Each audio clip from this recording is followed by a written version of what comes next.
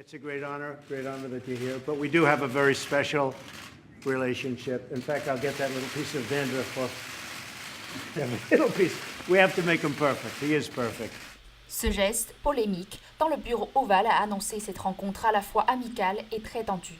Le bras de fer entre Paris et Washington a abouti hier à un possible nouvel accord sur le nucléaire iranien, alors qu'Emmanuel Macron avait expliqué qu'il n'y avait pas de plan B quand il s'agit du maintien de l'accord actuel avant son départ. Malgré le profond désaccord avec son homologue américain sur le texte actuel, il propose de baser les négociations d'un nouvel accord sur 4 questions essentielles. Le premier, c'est de bloquer toute activité nucléaire de l'Iran jusqu'en 2025. C'est ce que seul permettait de faire le JCPOA. Le deuxième, c'est de nous assurer qu'à plus long terme, il n'y ait pas d'activité nucléaire iranienne. Le troisième sujet essentiel, c'est de pouvoir stopper les activités balistiques de l'Iran dans la région. Et le quatrième point essentiel, c'est de créer les conditions d'une stabilité politique dans la région et donc de mieux contenir la domination iranienne et ses positions en Irak, en Iran, au Yémen, comme l'influence qu'elle a sur le Liban.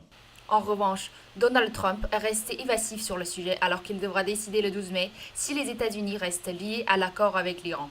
Qualifié de désastre par le président américain, le JCPOA signé en 2015 à Vienne entre les 5 pays membres du comité permanent du Conseil de sécurité des Nations Unies, l'Allemagne et l'Iran, prévoit une levée progressive des sanctions internationales imposées à l'Iran à condition que ce dernier ne se dotera pas d'armes atomiques.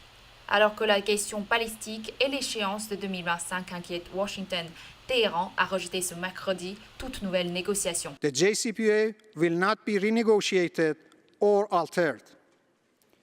The US will be responsible for any consequences of its reckless policies against the JCPOA. The US policy on the JCPOA sends an unambiguous message to others that the US is not a reliable party in any bilateral or multilateral agreement and it cannot be trusted.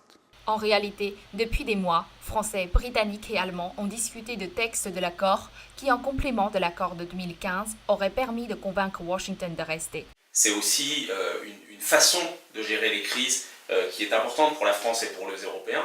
C'est-à-dire, est-ce qu'on peut trouver des solutions par la négociation? Est-ce qu'on peut trouver des solutions par l'accord? Et est-ce qu'une fois qu'on a un accord, est-ce que ces accords sont crédibles?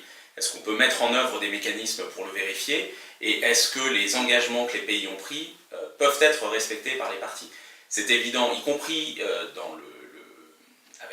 en ayant à l'esprit ce qui se passe en Corée du Nord, par exemple, que le fait que les États-Unis signent un accord et un an après, parce que le président Assange décide de sortir de l'accord, ça aurait des conséquences importantes, pas juste sur l'Iran ou sur le Moyen-Orient, mais sur l'ensemble de la façon dont on essaye de régler les différentes crises de sécurité. D'ici 12 mai, quelle que soit la décision de Donald Trump, l'idée serait de fédérer les Européens et les Américains sur un nouvel accord et ensuite proposer aux Iraniens.